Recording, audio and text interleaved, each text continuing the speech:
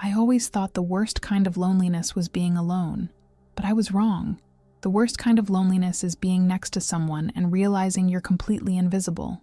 It's looking into the eyes of the person you love and seeing a stranger looking back. It's sharing a bed, a home, a life, and still feeling absolutely alone in the world. My name is Emily Parker. I'm 32 years old, and for a long time I believed that love was about sacrifice, about waiting, about forgiving without limits.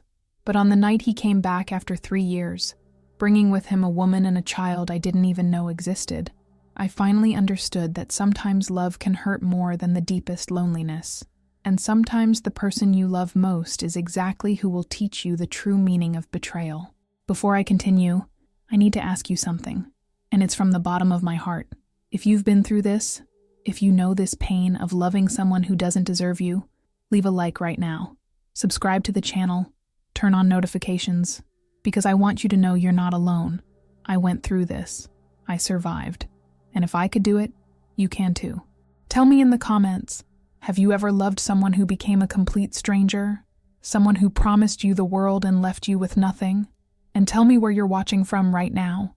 I read every comment, and every story you share makes me feel less alone too.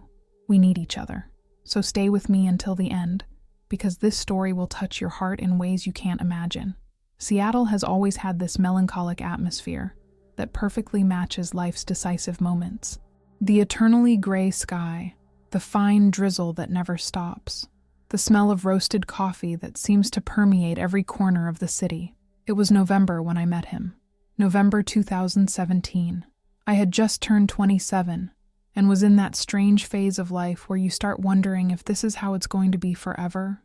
Work, home, sleep, wake up, repeat. I worked as an administrative assistant at a business consulting firm. It wasn't my dream job, but it paid the bills for my tiny apartment in the Fremont neighborhood, a studio on the 3rd floor of an old building that smelled musty when it rained. The apartment was too small for 2 people, but too large for the loneliness I felt every night when I came home from work. At that time in my life, I was starting to accept that maybe this was how it would be forever. Maybe I was one of those people destined to live alone, not because they chose to, but because life simply never presented another option. My previous relationships had been disasters. There was the college boyfriend who broke up with me via text message after 2 years together. There was the guy from the dating app who disappeared after the 3rd date, without any explanation. There was that coworker who flirted with me for months only for me to discover he was married. Each disappointment made me build another brick in the wall around my heart, until eventually that wall became so high, I didn't even know if I wanted anyone to climb it anymore. On that specific day, I had left work early. My boss had traveled to a conference in Los Angeles and given me the afternoon off, a rarity I decided to take advantage of by taking refuge in my favorite coffee shop, a little hidden place near Pike Place Market. The place was small, cozy, with those yellowish lights that make everything seem warmer than it really is. Exposed brick walls, plants hanging from the ceiling, wooden tables worn by time that told stories of thousands of conversations, of first dates, of painful breakups, of friendships born there. It was the kind of place where you could disappear for a few hours with a book and a cup of coffee, and nobody would bother you. The owner, an Italian lady named Rosa, knew all her customers by name, and always had a kind word and an extra cookie to offer. I was sitting in the corner, near the foggy window, watching the rain run down the glass, and forming small rivers that met and separated like destinies that almost cross but don't. I had a book open in front of me, a novel a friend had lent me weeks ago, something about a woman who restarts her life after a great loss, but I wasn't really reading. The words passed through my eyes without registering meaning. I was just there, existing, trying not to think about how my life seemed to be passing, without me really living it, trying not to think about how I had 30 years ahead of me and had no idea what to do with them, trying not to think about how I woke up every morning with that feeling of emptiness in my chest, that silent question echoing in my mind. Is this it? Is this how it's going to be forever? That's when he walked in. Daniel. The door chime tinkled softly, breaking my melancholic reverie, and he entered shaking his wet coat, with that half-embarrassed smile of someone who's soaked but doesn't really mind. He wasn't extraordinarily handsome, not in the conventional sense you see in movies or magazines. He wasn't too tall, must have been about 5'9", didn't have that model bearing or that square jaw people consider attractive. But there was something. Maybe it was the way he moved, with a quiet confidence that wasn't arrogance, but rather the silent security of someone who knows who they are and is comfortable with it. Maybe it was his eyes, brown, light, almost honey-colored when the light hit them at a certain angle, that seemed to hold stories you wanted to hear. Or maybe it was simply the right moment, the right person, in the right place, and all that cliché about timing and destiny that we roll our eyes at, but secretly want to believe. He ordered coffee at the counter, and I heard when he said to Rosa, "Americano, black, no sugar," and she responded with that heavy Italian accent that made even simple orders sound like poetry. He started looking around for a place to sit, and that's when I noticed the coffee shop was unusually full for a Thursday afternoon. All tables occupied by students with laptops, couples in whispered conversations, people alone like me pretending to read while actually just existing, except my table. There was an empty chair in front of me, silent witness to my voluntary solitude. Our eyes met by accident, or maybe by destiny, and he gave that questioning smile, half shy, half hopeful, as if asking without words if he could share the space. I should have said no, should have protected my space, my carefully cultivated solitude, my afternoon of solitary peace. But something inside me, maybe the very loneliness I was trying to deny, maybe the curiosity that hadn't yet been completely suffocated by past disappointments, maybe fate being cruel or kind, depending on how you look at the story, made me nod. "Sure," I said, and my voice came out softer than I expected. He smiled, a genuine smile that reached his eyes and made them shine, and walked to the table with the steaming coffee in his hands. He sat down, and for a few minutes, we stayed silent. A silence that wasn't uncomfortable, but also wasn't exactly comfortable. It was that silence of two strangers sharing a space, each pretending to be absorbed in their own activity, him scrolling on his phone, answering messages or pretending to answer just to have something to focus on, me pretending to read my book, turning pages at intervals that seemed appropriate, even though I wasn't absorbing a single word. The sound of the rain outside, the low murmur of other conversations, the occasional hiss of the espresso machine, all creating a strangely intimate soundtrack for that moment of non-encounter between two strangers. But then, he spoke. "This place has the best coffee in the city, doesn't it?" His voice was pleasant, not too deep nor too high, just a human voice breaking the invisible barrier between us. I looked up from the book, and really looked at him for the first time. Up close, he seemed to be about 30, maybe a little older. He had fine lines around his eyes, the kind that comes from smiling a lot, and a small scar on his left eyebrow that made me imagine stories of adventurous childhood. He was smiling, not a forced smile of someone trying to make conversation at any cost, but a genuine smile of someone who really believes what they're saying and wants to share that small truth with someone. "It does," I replied, and something in my voice must have sounded less defensive than I expected, less guarded than I usually kept when strangers tried to talk to me, because he continued without hesitation. "I discovered this place about 2 months ago. Since I moved to Seattle, I've been coming here almost every day. It's become kind of my refuge, you know? That place you go when you need to escape from the world for a while." I understood exactly what he meant, because that was exactly why I came here too. "Are you new to the city?" I asked, and realized with surprise that I was genuinely curious about the answer. "Relatively new," he said, taking a sip of coffee and making that expression of satisfaction that people who really appreciate coffee make. "I came from San Francisco about 4 months ago. I work in tech, software development. Got a position at a startup here, a small company but with potential, making apps for environmental sustainability. And you? You seem like someone who knows all the hidden corners of the city." I smiled at the comment, half flattered to be seen as someone who knew the city intimately, when in reality I only knew the places where I could hide from it. And that's how it started. A simple conversation, even banal, about nothing in particular, and about everything at the same time. We talked about the city, about how Seattle was different from other places, about the weather that's depressing, but also has its melancholic charm, about how the constant rain kind of washes the soul in a strange way.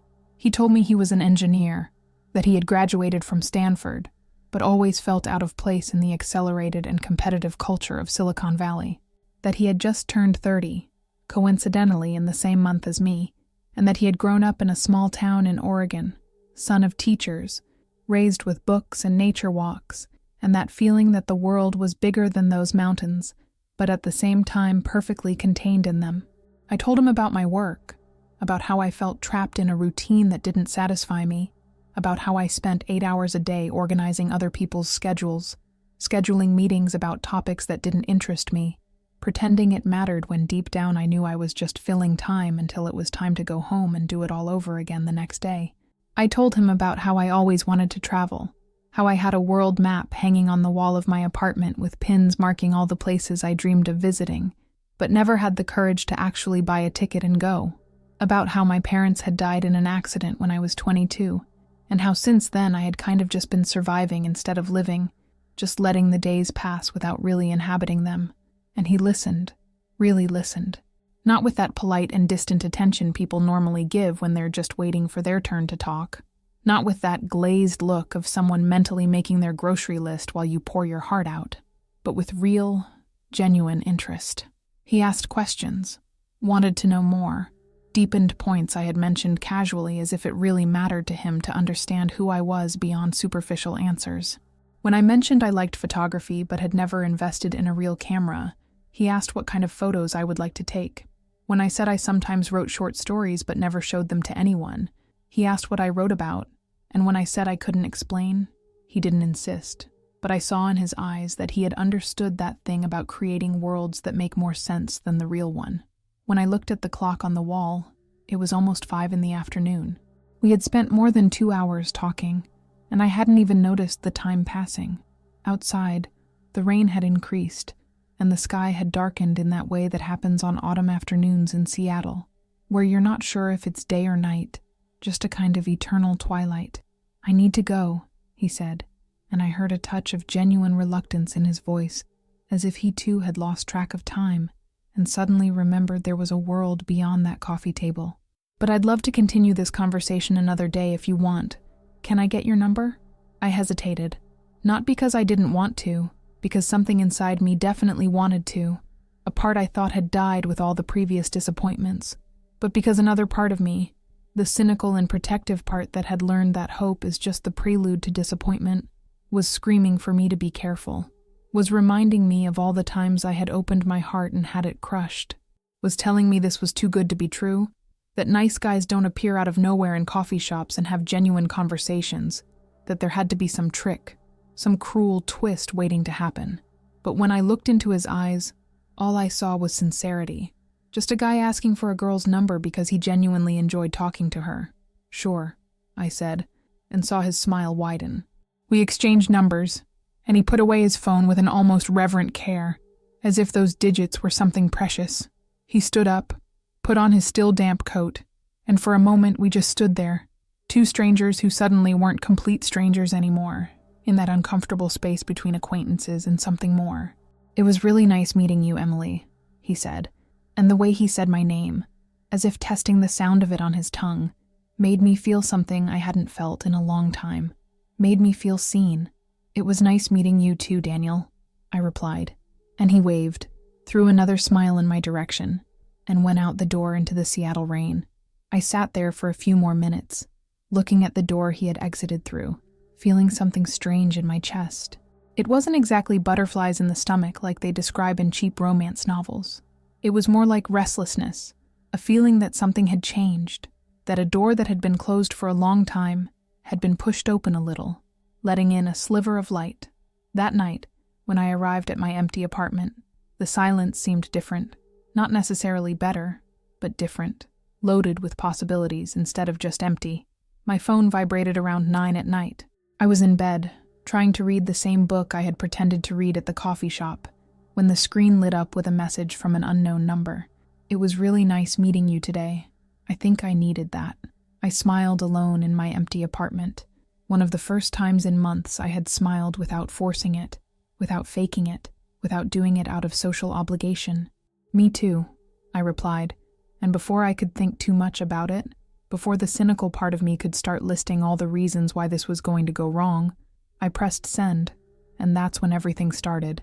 And that's also when, without knowing it, I started walking toward the greatest pain of my life, but also toward the greatest lesson. Because sometimes we need to break completely to learn to rebuild ourselves stronger. Sometimes we need to lose everything to discover what really matters. Sometimes we need to love the wrong person to learn to love the right person, and discover that the right person is yourself. The first 3 months with Daniel were like living inside one of those romantic movies you watch and think this doesn't exist in real life. But it did exist. Or at least, I thought it did. He was everything I always wanted but never knew I was looking for. Kind without being weak. That kind of kindness that comes from real strength and not from passivity. Attentive without being suffocating. Without that neurotic need to control every aspect of my life. Funny in an intelligent way. Not with obvious jokes, but with sharp observations about the world that made me laugh and think at the same time. Intelligent without being arrogant. Without that irritating masculine need to prove he knows more than everyone in the room. Interesting, with hobbies and passions of his own. Not just an empty shell waiting for me to fill his time. And most important of all, he made me feel seen. For the first time in a long time, since before my parents died maybe, I felt like someone really saw me. Not the Emily who pretended to be fine at work, smiling politely at her boss while dying of boredom inside. Not the Emily who went to family gatherings and pretended not to care when uncles asked when she was going to get a serious boyfriend and start a family. Not the Emily who posted pictures on Instagram pretending she had an interesting life, when in reality it was just the same numbing routine day after day.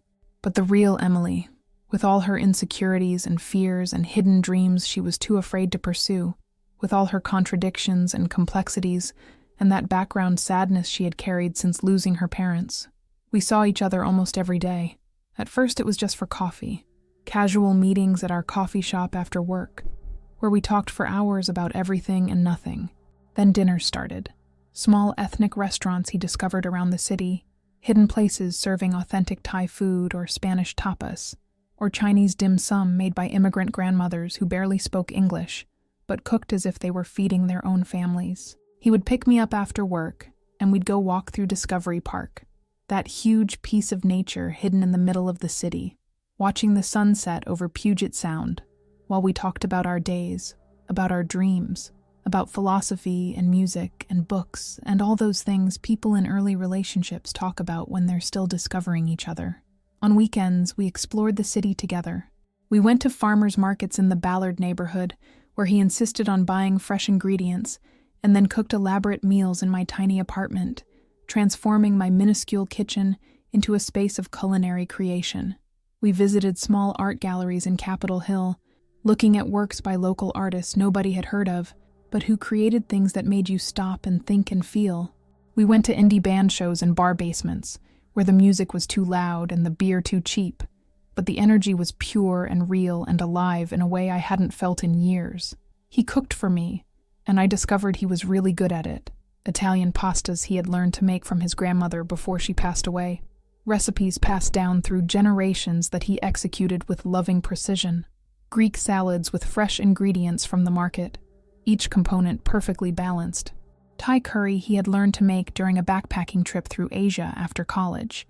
And I, who barely knew how to cook beyond instant noodles and sandwiches, learned to make pancakes on Sunday mornings, just because he had mentioned once it was his favorite childhood food.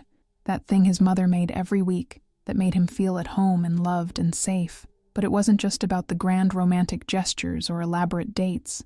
In fact, what made me fall in love with him were the small moments. The way he tucked a strand of my hair behind my ear when we were talking. Such a simple gesture, but so intimate that it made me feel cared for. The way he sent me silly messages during the day, photos of random things he saw on the street with funny comments, just to make me smile in the middle of a boring day at the office. The way he hugged me when I came home after a difficult day, not saying anything, not trying to fix anything, just holding, just being present, until I felt better. The way he remembered small details I mentioned casually, like my favorite author, or my preferred color, or that song I had heard in childhood and couldn't get out of my head. "I think I'm falling in love with you," he told me one night, when we were lying on his couch, watching a movie neither of us was really paying attention to, because we were more interested in each other. My heart raced when I heard those words, not with fear as I expected, but with joy, a pure and simple joy I hadn't felt since before losing my parents, since before learning that the world could take the people you love without warning. "Me too," I whispered back, and when our lips met, I felt like all the broken pieces inside me were finally fitting into place. And in that moment, that perfect and bright moment full of promises, I really believed I had found the love of my life, but I still didn't know what I was about to discover. Didn't know yet that love isn't always enough. Didn't know yet that some people are capable of looking you in the eyes and saying, "I love you," while building an entire life without you. It was in April, 5 months after we met, that he asked me to move in with him. We were walking through Volunteer Park on a Friday night. Spring had finally arrived in Seattle after a particularly gray and long winter, and the city was exploding with cherry blossoms that transformed the streets into pink tunnels.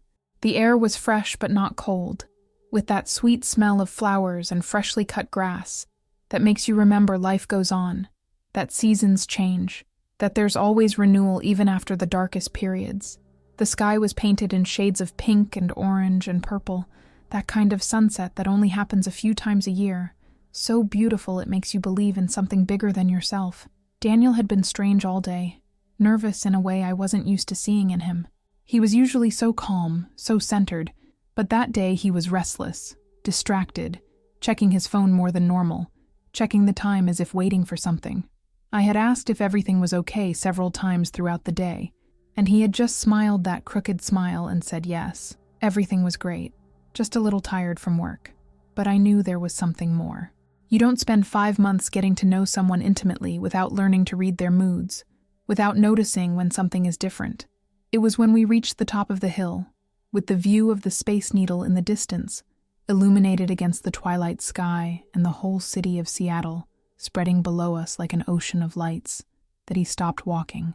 He held both my hands, those hands I had learned to love, with the long programmer's fingers and the small scar on the thumb from a cooking accident, and looked into my eyes in a way that made my heart tighten with anticipation and a little fear, because I didn't know what was coming, but knew it was something important. "Emily," he began, and his voice was shaking a little, that vulnerability men try to hide but that sometimes escapes. "I know we've only been together a few months. I know maybe it's too soon for this. My mom would say I'm being impulsive. My friends would say I'm being crazy. But I've never been more sure of anything in my life than I am of you." I felt tears start to burn in my eyes, not from sadness, but from an emotion so intense my body didn't know how to process it other than crying. "I want to wake up next to you every day," he continued, and the words came out in a flow as if he had rehearsed, but at the same time was improvising, as if he was saying what he felt without filter. "I want to make coffee for you in the morning, the way you like it, with that little bit of milk, but no sugar. I want to hear about your day at night, about the annoying things your boss did, and the small joys you found in the middle of the routine. I want to build a life with you, a real life, not just dates and text messages. I want us to have a home together, a place that's ours. Come live with me, Emily. Please." I should have thought more, should have pondered the implications, analyzed the pros and cons, been more cautious and rational and adult about it. Should have remembered that relationships that move too fast usually end in disaster. Should have remembered all the times I had gotten hurt by trusting too quickly. Should have given myself time to think, to process, to be sure. But in that moment, with that beautiful man looking at me with all that love in his eyes, with the city of Seattle spreading below us and cherry blossoms floating in the air around us like pink snow, I could only say one thing. Yes. 2 weeks later, I was moving my things into his loft in Fremont. It was a chaotic and exciting process, packing my life into boxes, deciding what to take and what to leave behind. Each object was a decision, a small death or rebirth, the old worn couch that had been my parents', to leave behind because it didn't fit in the new place, but that I cried when selling because it seemed like leaving behind another piece of them. The clothes I didn't wear anymore but kept for sentimental reasons, finally donated to Goodwill with a promise to myself that I was starting fresh. The books, hundreds of them, that he helped me carry, and that filled the empty shelves of his apartment, mixing my library with his in a kind of literary marriage. The apartment was beautiful, and I fell in love with it immediately, just as I had fallen in love with the owner. It was a spacious loft on the second floor of a converted industrial building, with huge floor-to-ceiling windows overlooking Lake Union. You could see boats passing during the day, and the city lights reflecting on the water at night. The floor was reclaimed wood, each plank with its own story and character, creaking softly when you walked, but in a way that seemed alive instead of old. The kitchen was modern with granite countertops and stainless steel appliances that looked like they came out of a decorating magazine. There was a separate bedroom, unlike my studio where the bed was 10 feet from the kitchen, and a bathroom with a huge bathtub where you could actually lie down and relax. It was everything I always wanted, but never thought I'd have. A real home, instead of just a place where I slept. "Welcome to our home," he said when he finished helping me carry the last box. Both of us sweaty and tired, but happy in a way that only comes from shared physical work. And in that moment, with the afternoon sun coming through the huge windows and illuminating all our things mixed together, our lives literally intertwining, I felt I was finally home. Not just in a physical place, but in life. I felt I had finally found where I belonged. But I still didn't know that a home can turn into a prison, and that love can turn into a lie so slowly, so gradually, that you don't even notice until it's too late, until you look around and don't recognize the place where you are anymore, until you look in the mirror and don't recognize who you've become anymore. In the first 2 months living together, everything seemed perfect, better than perfect. It was what people describe when they talk about the honeymoon phase, that period where everything is new and exciting and you can't believe your luck in finding this person. We had a routine I loved, a routine that made me feel like a real adult person, like I was finally living the life I was supposed to live. He left for work at 8 in the morning, always giving me a goodbye kiss before leaving, and I left at 9, enjoying that extra hour of tranquility in the apartment, drinking coffee slowly and looking out the window at the lake. He came home at 6 in the evening. I came home at 6:30, and we met in the kitchen where we started preparing dinner together, cutting vegetables and talking about our days while a bottle of wine opened and music played in the background. We had dinner at the small table near the window, talking about everything, about our jobs and our bosses and the annoying people at the office and our dreams for the future. Then we washed the dishes together, him washing and me drying, in that domestic choreography that couples develop without realizing. Then we watched something on TV cuddled on the couch, or read side by side in bed, or just talked late into the night about philosophy and life and all those big questions that people in love discuss when they think they have all the time in the world. On weekends, we explored new places in the city or just stayed home, enjoying each other's company, having lazy Sunday morning sex and cooking elaborate breakfasts and staying in pajamas until afternoon with no guilt. But gradually, so slowly that I barely noticed at first, things started to change. It was so gradual, there wasn't a specific moment where I could say, "Here, this is where everything fell apart." It was more like erosion, like water wearing down stone, where you don't see the damage being done day by day, but suddenly you look, and there's a canyon, where there used to be solid ground. First it was work. Daniel started staying later at the office. "We're in a critical phase of the project," he explained when he came home at 8, then 9, then 10. "I need to show I'm committed if I want to grow here.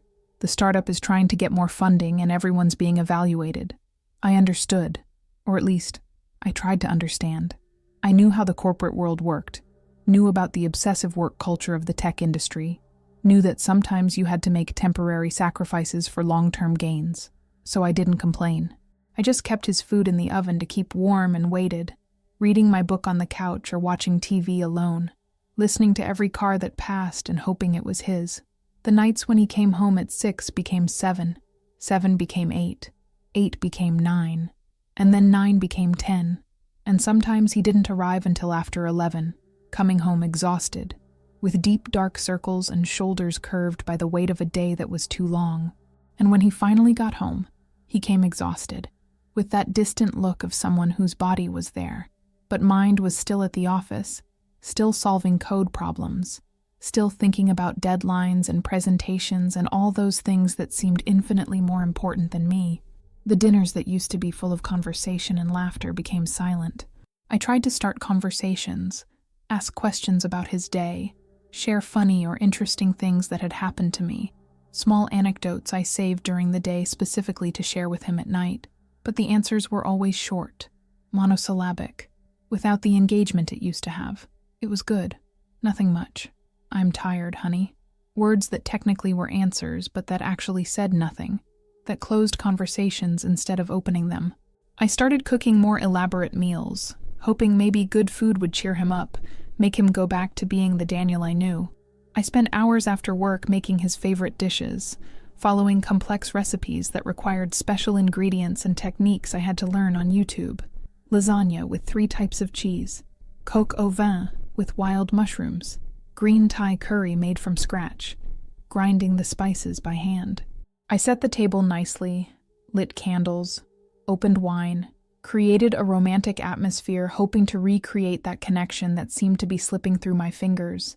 But he barely noticed. He ate quickly, mechanically, as if it were just fuel instead of a meal made with love, distracted, always with his phone in hand, answering emails or work messages even while chewing. "Sorry, honey," he said when I commented about the phone. "It's just that the people in China are in a different time zone, and this is the only time I can talk to them." Or, "I need to answer this quick before I forget." Or, "Just 1 more minute, I promise." But 1 minute became 5, became 10, and eventually I stopped trying to talk and just ate in silence, listening to the sound of chewing and the occasional ping of notifications from his phone, sounds that filled the void where there used to be intimacy. And gradually, that man who used to make me laugh with his intelligent observations about the world, who used to hug me for no reason just because he wanted to feel me close, who used to look at me as if I were the most important thing in his world, the reason he woke up in the morning and came home at night, that man disappeared. And in his place remained a stranger, who only shared an address and bank accounts with me, someone I saw every day, but who became less familiar with each encounter, like a photo fading in the sun, until you can no longer distinguish the features. But I tried not to think about it. I told myself it was just a phase, that work was temporarily heavy, that soon the project would end and he would return to normal. I told myself that all relationships go through difficult periods, that real love means staying during the hard parts, and not just enjoying the easy parts. I told myself I was being too demanding, expecting too much, that I should be more understanding and supportive and all those things women are conditioned to be. Because the alternative, accepting that maybe he didn't love me anymore the way I needed to be loved, that maybe I had made a terrible mistake in changing my whole life for this man, was simply too terrifying to consider. So I didn't consider it. I just kept going, day after day, hoping things would get better, believing against all evidence that love was enough to overcome anything.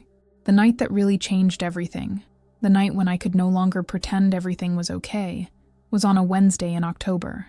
I had prepared a special dinner. It was our 1-year anniversary of living together, a date that should be celebrated, marking 12 months since we had made that scary and wonderful decision to intertwine our lives. I had spent the whole afternoon cooking after leaving work early, pretending to have a headache. I made lasagna, which was his favorite dish, that recipe his Italian grandmother had passed down and that he had taught me in the first months when we still cooked together. I made Caesar salad with crisp romaine lettuce and homemade croutons. I had even made dessert, a tiramisu that I had never tried to make before, and that took 3 disastrous attempts until it was minimally presentable, with layers of coffee-soaked cookies and mascarpone cream that turned out almost as good as what we ate at that Italian restaurant where we had our 3rd date. I set the table with our best tablecloth, that white linen one we had received as a wedding gift from his friends. Even though we weren't really married, that was still practically new, because we never had occasion to use it. I lit candles, the nice candles I saved for special occasions that smelled like vanilla and amber. I opened a bottle of Italian red wine, a Brunello di Montalcino that had cost more than I normally spent on wine, but seemed appropriate for the occasion. Everything was perfect. The table looked like something out of a magazine, romantic and elegant, and full of promises of a special evening. I had even put on a nice dress, that navy blue one he always said he loved on me because it matched my eyes.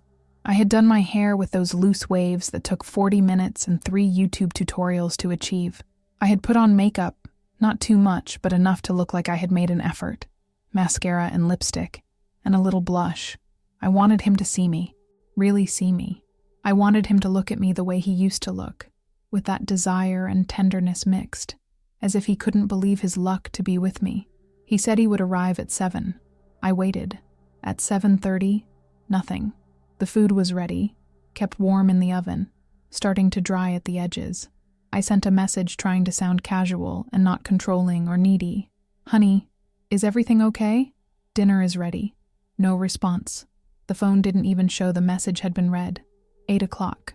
The food was starting to cool even in the oven. The candles were burning halfway down, the melted wax forming puddles at the bases. The wine was getting warm in the opened bottle. I called, my heart starting to beat faster with a mixture of growing worry and anger. It went straight to voicemail. "Hi, you've reached Daniel. Leave a message after the beep." That recorded voice I knew so well, now sounding like a stranger's voice. 9 o'clock. I had already turned off the candles so as not to waste them, watching the smoke rise from them in thin spirals. The food was definitely cold now, the lasagna congealing, the cheese on top forming a film. The wine was bad, oxidized from being open for so long. I was sitting at the table alone, still in the nice dress nobody was going to see, still with the makeup that had taken so long to apply, and that was now starting to run with the tears I was trying so desperately to hold back. Feeling tears burn in my eyes, but refusing to let them fall, because if I started crying, I would have to admit what was happening, would have to face the reality I was trying to avoid for months. 10 o'clock. I had put away all the food, packing it in plastic containers with mechanical movements, not even angry anymore, just numb. I had washed the dishes, the sound of water running over the porcelain seeming too loud in the silence of the apartment. I had taken the nice tablecloth off the table and put away the candles. I had changed the dress for old worn pajamas, washed the makeup off my face watching the colors run down the drain. I was sitting on the couch, hugging a pillow, watching something random on TV without really seeing, just looking at the flickering lights while my mind spun in circles, feeling an emptiness in my chest that seemed endless, a black hole threatening to swallow me completely. He arrived at 10:30. I heard the key turning in the lock and my whole body tensed. He entered through the door, tired, distracted, tie loosened and hair messy, talking on the phone. Didn't even look up to see me. No, Mike. I'm telling you we need to refactor that entire module before the presentation on Friday. He threw his briefcase on the floor next to the door, kicked off his shoes without putting them in the appropriate place, went straight to the kitchen, still talking on the phone. No, of course, I can stay late tomorrow. No problem. I sat on the couch, watching him move through the apartment as if I wasn't there, as if I were part of the furniture, invisible and unimportant. He got a glass of water from the tap, still on the phone, still not having looked at me once. "Okay, man.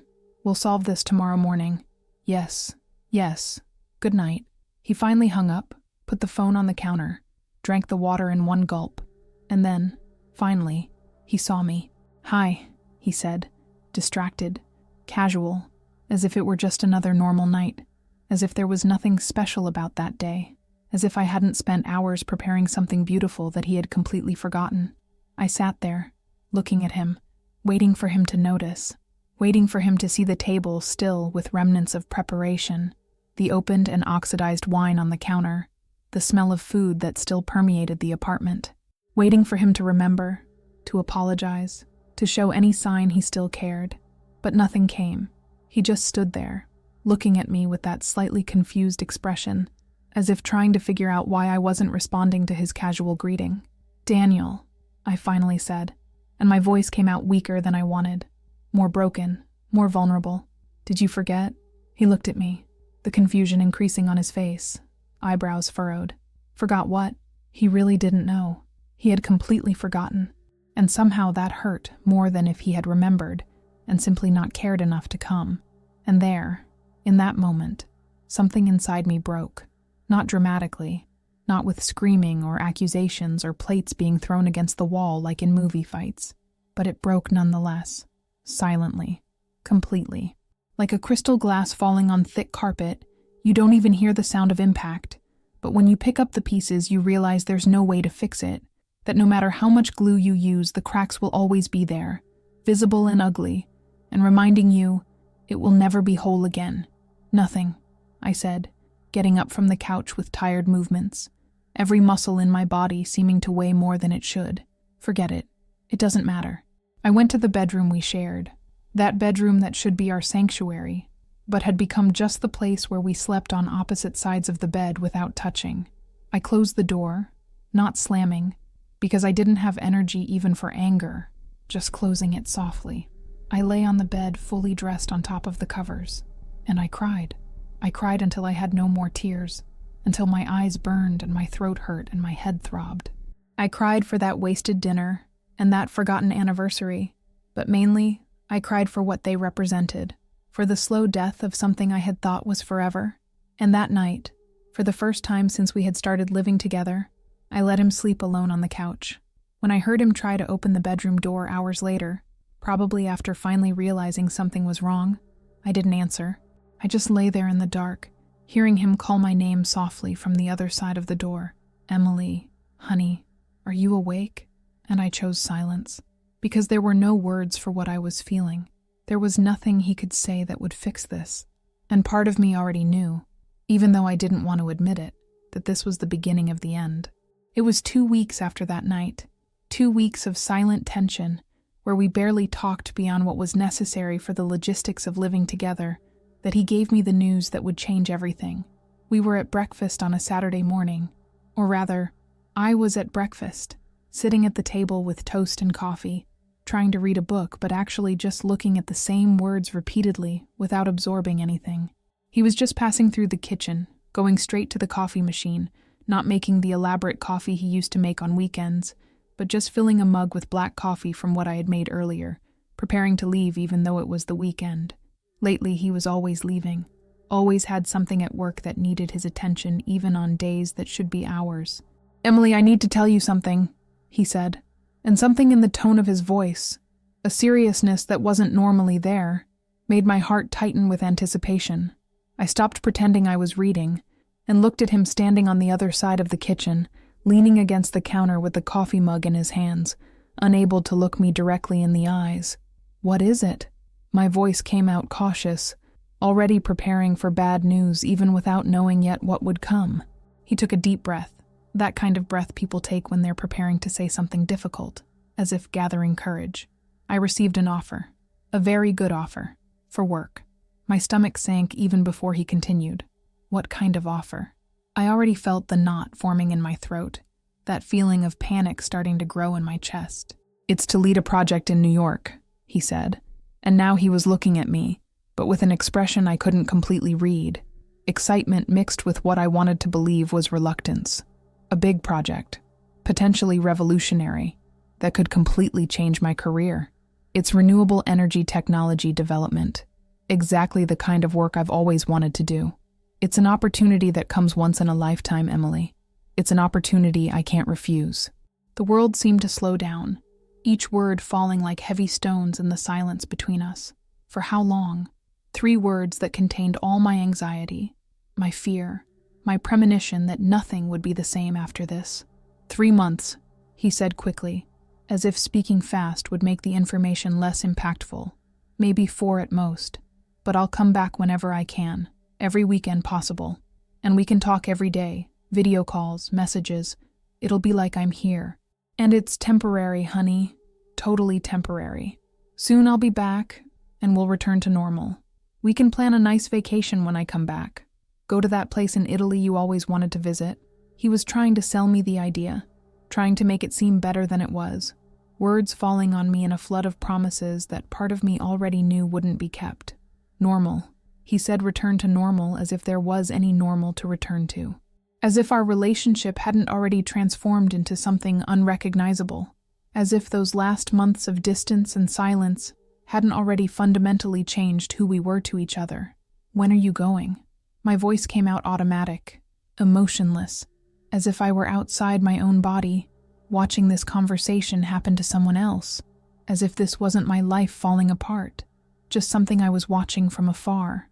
"Next week," he said, and I saw guilt pass over his face quickly before he hid it behind a mask of professional enthusiasm. Tuesday. I know it's quick. Very quick. And I know this isn't ideal. But they need me to start soon. The team is waiting. The project is in a critical phase. Emily, you understand, right? You understand why I need to do this? It's for our future, to build something solid, to have financial security. When I come back, we can think about buying a real house, start planning a family maybe. All those things we always talked about. Our future. He talked about our future, about our plans. But the decision had already been made unilaterally. He wasn't asking my permission, wasn't consulting me, wasn't even really asking my opinion. He was informing me of a decision that had already been made, wrapped in words that tried to make it seem like it was for the good of both of us, when clearly it was only about what he wanted, what was best for his career, for his dreams, without real consideration for how this would affect me. Of course, I finally said, forcing a smile that physically hurt to form on my face. I understand. It's a great opportunity. You should accept it. But I didn't understand. I didn't understand how he could simply decide to leave, how he could choose his career over us without even a real conversation about it first. I didn't understand how he could talk about the future when we could barely have a present, when the last few months had been nothing but two strangers sharing space. I didn't understand how I had become so invisible to him that he didn't even notice I had been losing him for months, and that this departure would just be the formalization of a separation that was already happening anyway. But I didn't say any of that. I just smiled and said I understood because that's what women are taught to do, be understanding and supportive and sacrifice their own feelings for the good of the men in their lives. So I kept all my pain and fear and anger deep inside, and spent the following week helping him pack, washing his clothes, organizing his documents, doing everything to facilitate his departure, even though each action felt like digging my own emotional grave. A week later, I took him to the airport on an early Sunday morning. Light traffic because most people were still sleeping. The silence in the car was heavy, full of all the things unsaid between us. I drove looking at the road ahead while he scrolled on his phone, already mentally wherever he was going instead of here with me in what would be our last hours together for who knows how long. The goodbye at the terminal was quick, almost mechanical. A kiss on the forehead, rushed and without real emotion. A mumbled "I love you," words that used to mean everything but now sounded empty, and he disappeared through the boarding gate without looking back, his figure getting smaller and smaller until it completely disappeared in the crowd of other travelers, all going somewhere, all leaving someone behind. I stood there at the departures terminal for a long time after he left, watching planes take off through the huge windows, people hugging in goodbyes and welcomes around me, with a certainty growing inside me like a cold and heavy shadow. He wasn't going to come back in 3 months as promised. I knew this, the same way you know it's going to rain when the air becomes heavy and charged, an instinctive certainty that doesn't need proof. Maybe he would never really come back, not in the way that mattered. And even if his body came back, the person I had loved had already left a long time ago, leaving only this shell that wore his face, but was a stranger when you looked in the eyes. And I was right, more right than I wanted to be. Because what should have been 3 months became 6. 6 became a year. A year became 2. 2 became 3. 3 full years. 3 years of waiting. 3 years of empty promises that sounded increasingly hollow. 3 years of soon I'll be back. Just a little longer, the project is almost finished. 3 years of my life I'll never get back. 3 years I spent in a kind of emotional limbo, neither single nor really committed, just existing in an undefined state of waiting that became my only reality. In the first months, he still tried to keep in touch, or at least pretended to try. He called, not every day as promised, but regularly enough, 4, 5 times a week at first. We talked about his days, about the intense work he was doing, about the technical challenges he was facing. He talked about New York as if it were an exciting and terrible place at the same time, the frenetic energy of the city, the incredible restaurants, the theaters and museums he never had time to visit, the co-workers who were becoming friends. And I listened, offering support and encouragement even while feeling the abyss between us growing with each conversation, even while realizing he was building a completely new life that had no place for me in it. I talked about Seattle, about my boring job that continued exactly the same, about the weather that continued gray, about his apartment, our apartment, that seemed emptier and colder every day. About the friends who stopped inviting me out because I was always waiting for him to call.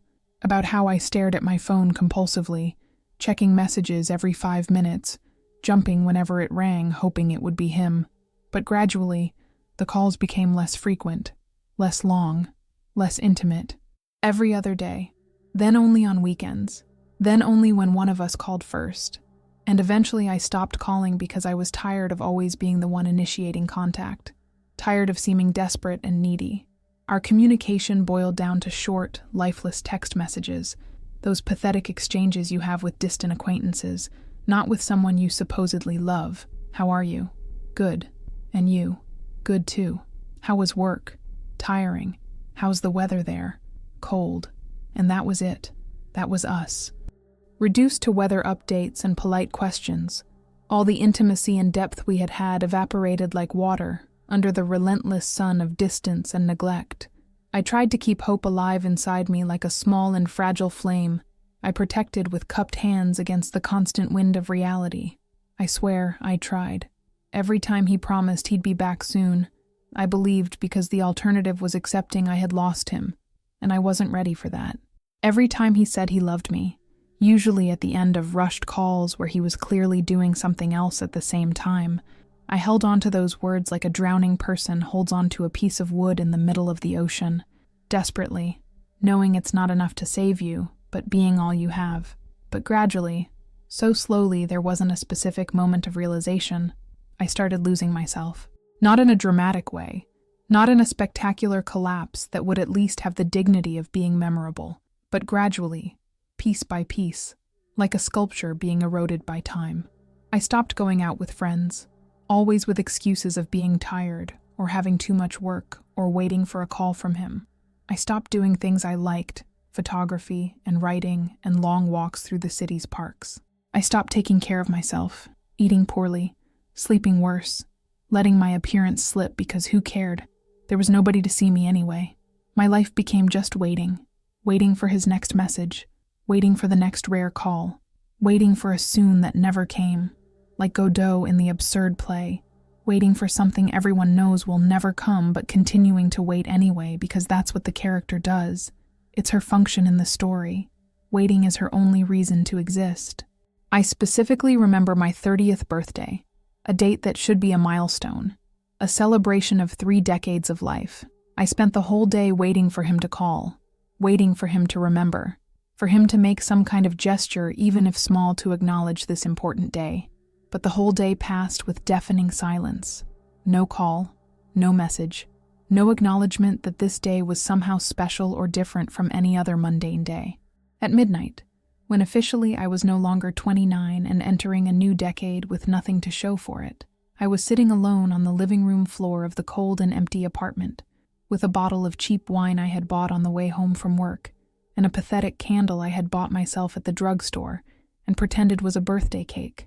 I sang happy birthday to myself, quietly, with a broken voice, tears streaming down my face and making everything blurry. Happy birthday to you, on this dear date. Many happinesses, many years of life. Words sung millions of times in joyful celebrations, now sounding like a funeral, as if I were mourning the person I had been, instead of celebrating who I was. And then I blew out the candle and made a wish, as if I were a child believing in magic. Even knowing birthday wishes don't come true, I wished he would come back, that he would love me again, the way he used to love, that we would go back to being what we were in the first months when everything was new and perfect and full of promises. But some wishes never come true, and some loves were never real to begin with, just beautiful illusions we tell ourselves because the truth is too painful to face. And maybe, just maybe, some people aren't capable of the kind of love they promise, not because they're bad, but because they simply don't have it inside them to give, and no amount of waiting or forgiveness or sacrifice will change that. 3 years and 2 months after he left on that flight to New York, promising 3 months, Daniel came back. It was on a cold Tuesday in December, almost a full calendar year after he had left, the kind of day where Seattle's winter shows its fangs, where the rain is more than drizzle but less than storm, just that constant and depressing precipitation that penetrates clothes and bones and spirits. I was home, working remotely because I had gotten a new job as a freelance graphic designer after finally gathering courage to leave that administrative job I hated, at least taking one good thing from those 3 years of solitude, where I had had a lot of time to take online courses and learn new skills because I had nothing else in my life. I was in the middle of a video meeting with a client, discussing color palettes for the redesign of his website, when I heard the doorbell ring. This was unusual because I had no expected deliveries, and the delivery person usually just left packages at the door without ringing the bell. I excused myself from the meeting, promised to return in a minute, turned off the camera but not the microphone because I thought it would be quick, and I went to answer the door imagining it was some salesperson or Jehovah's Witness trying to save my soul. When I opened the door, the entire world stopped spinning on its axis. Daniel was there, in the hallway of his apartment that I still lived in like a ghost, haunting the site of its own death. Older, definitely older than he should look after only 3 years. He had new wrinkles around his eyes, deep ones, the kind that comes from stress instead of smiles. He had gray hairs at his temples that weren't there before. He was thinner, or maybe just looked thinner in the way expensive clothes hung on his body. But it was him. It was definitely him. And for a fraction of a second, a ridiculously pathetic second I'm ashamed to admit, I felt pure joy. He had come back. Finally after more than 3 years of waiting that had consumed my entire life, he had come back to me. But then I saw, my eyes registering the scene even while my mind refused to process what they were seeing. He wasn't alone. Next to him, half hidden behind him, but definitely present, was a woman. Young, must have been about 22, 23 at most. Pretty in an annoyingly natural way, with blonde hair falling in effortless natural waves, tied in a high, casual ponytail, clear blue eyes that seemed giant in the delicate face, wearing casual but clearly expensive clothes, that kind of carefully curated casual that only people with money can make look effortless, and in her arms, wrapped in a light blue baby blanket, not a doll but a real life, a real human being, a real child, a boy who must have been about 2.5, maybe almost 3, that size where they're still babies but starting to look like real children, with light brown eyes that were unmistakably Daniel's eyes, the same honey color under light, with the same face shape, the same nose, the same eyebrow shape. There was no way to deny paternity, even if you wanted to. It was as obvious as seeing your own reflection in the mirror. Time literally stopped. Or maybe my perception of time stopped, my brain trying to process too much information at once and failing spectacularly. The air left my lungs as if someone had punched me in the stomach with all their strength. I felt like I was falling even while standing still, as if the floor had disappeared under my feet, and I was in endless free fall with no end in sight. I couldn't hear anything except the sound of my own heart beating in my ears, a funeral drum announcing the death of everything I had believed. Couldn't breathe, my lungs temporarily forgetting how to perform that basic function. Couldn't think, my mind completely blank except for a single word repeating countless times. No, no, no, no, no, like a useless mantra against an immutable reality. I just looked at them, at him, at her, at the boy in her arms, trying to process what I was seeing but being completely unable to make my mind accept the reality being presented, because accepting would mean admitting what this meant, would mean recognizing what had happened, would mean facing a betrayal so deep, so complete, that my mind simply couldn't fully comprehend. "Emily," Daniel began, and just hearing my name in his voice after so long of minimal phone conversations was like a slap. His voice came out weak, guilty, pathetic in a way that would have been satisfying in other circumstances, but now just left me numb. We need to talk. Can I come in?" He gestured to enter the apartment, the space that was technically half his still, but had been only mine for 3 years of abandonment. I said nothing. No words came. My tongue was heavy in my mouth, refusing to form sounds. I just kept looking, my eyes moving between the 3 figures in the hallway, trying to make sense of them, trying to fit this image into the narrative I had built about my life, and failing completely.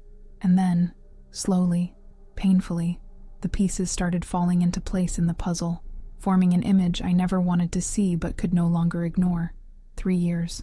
He had been in New York for 3 years, and during those 3 years, He hadn't just been working intensely as I had naively believed. During those 3 years, he had met someone. He had fallen in love with someone who wasn't me. He had started a relationship, a real relationship. Not just casual encounters, but something real enough to result in pregnancy. He had had a child with someone, had been there for ultrasounds and morning sickness and birth and the first months of life, all those monumental and significant things that build a family. He had built an entire life, complete and full and real.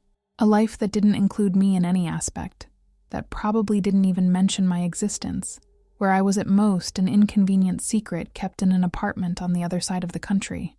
And all that time, 3 full years of my life I'll never recover, while I waited for him like a complete idiot, defining my entire life in terms of his absence. He was there on the other side of the country, being happy with someone else, waking up every morning next to her, making coffee for her, hearing about her day, building memories with her and with their child, living the life he had promised to live with me, only with a different cast, with a protagonist who wasn't me, as if I were an actor who had been written out of the script without anyone having warned me I was no longer in the play. "Emily, I need to explain," he started again, his voice more urgent now, perhaps starting to realize from my absolute silence that this wasn't going to be an easy conversation. "It's not what you're thinking."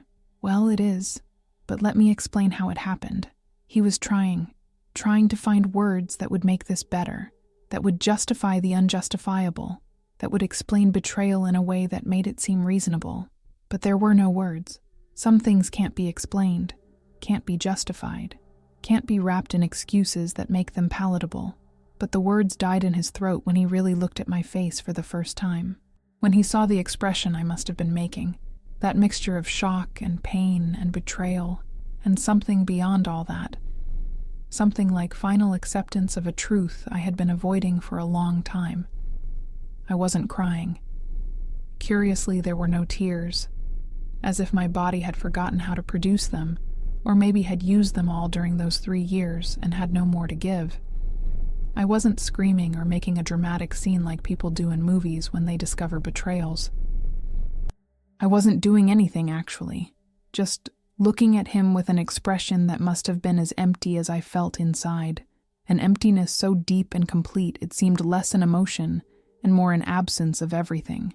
And then, without saying a single word, without screaming accusations or demanding explanations or giving him the satisfaction of a dramatic reaction, I slowly started closing the door, not slamming, not violently, just closing, slowly and deliberately, watching panic grow on his face when he realized what was happening. "Emily, wait, no, please, we need to talk about this.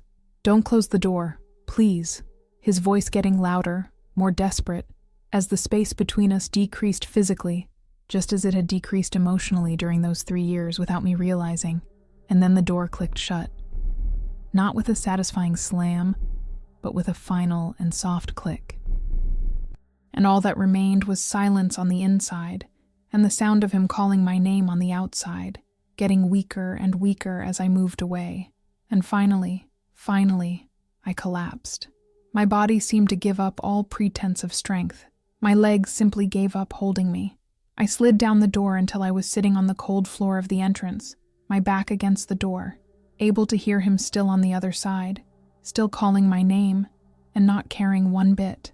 I don't know how long I stayed there, leaning against that door, my physical body present, but my mind somewhere distant trying to process, trying to understand, trying to make sense of what my life had become. It could have been minutes, it could have been hours. Time had completely lost all meaning, just an abstract concept that had no relevance to the collapse happening inside me. Eventually, he stopped calling. Eventually, I heard footsteps moving away in the hallway, the sound of the elevator opening and closing. Eventually, the silence became complete, and only then, when I was absolutely alone, did I finally let out what I had been holding during those minutes at the door. It wasn't tears, not yet. Still couldn't cry. It was more primitive than that. A sound rose from my throat that was barely human, a moan of pure animal pain, the sound someone makes when pain is so intense it transcends words or rational thought. I hugged my knees to my chest, making myself as small as possible, as if I could somehow disappear completely if I became small enough.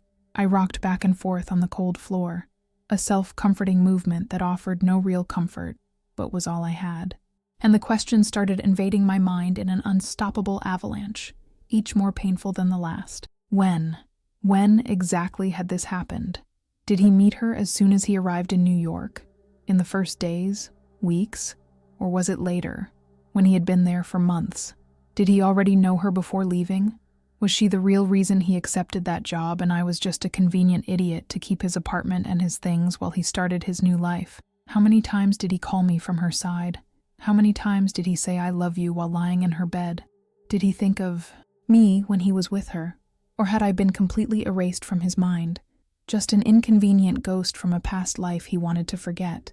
And the child, that boy in her arms who had Daniel's eyes. He was 2.5 maybe, which meant she had gotten pregnant approximately when?